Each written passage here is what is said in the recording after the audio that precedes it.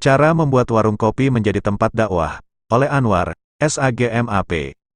Warung kopi adalah salah satu tempat yang banyak dikunjungi oleh masyarakat di Aceh, khususnya para pemuda. Warung kopi tidak hanya menyajikan minuman kopi yang nikmat, tetapi juga menjadi ruang untuk bersosialisasi, berdiskusi, dan berbagi informasi.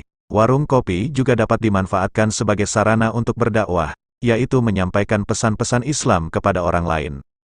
Berikut ini beberapa tips cara membuat warung kopi menjadi tempat dakwah yang menarik dan nyaman yang dapat dilakukan.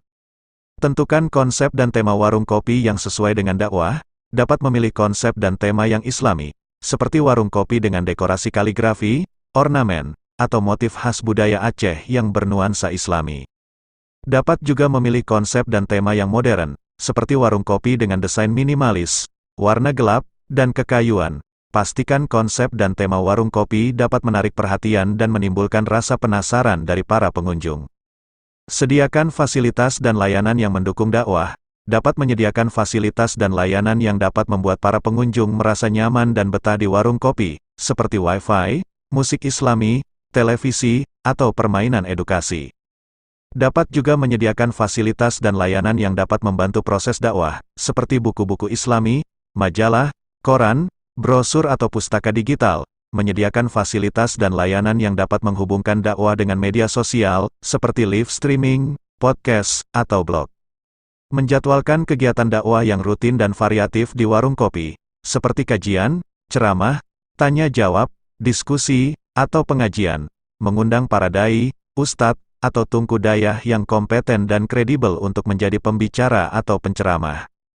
Dapat juga mengundang para komunitas, organisasi, atau lembaga dakwah yang berpengalaman dan bersinergi untuk menjadi mitra atau kolaborator, mengadakan kegiatan dakwah yang sesuai dengan tema atau momen tertentu, seperti Ramadan, Idul Fitri, atau Maulid Nabi atau tema peringatan hari-hari besar Islam.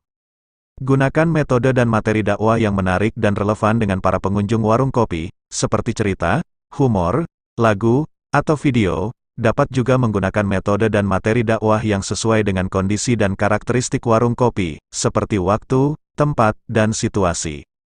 Dapat juga menggunakan metode dan materi dakwah yang sesuai dengan kebutuhan dan minat para pengunjung warung kopi, seperti masalah kehidupan, keluarga, hobi atau karir. Bangun hubungan yang baik dengan para pengunjung warung kopi dengan cara bersikap ramah, sopan, dan terbuka, bersikap santun, tidak menggurui, atau memaksa dalam menyampaikan dakwah.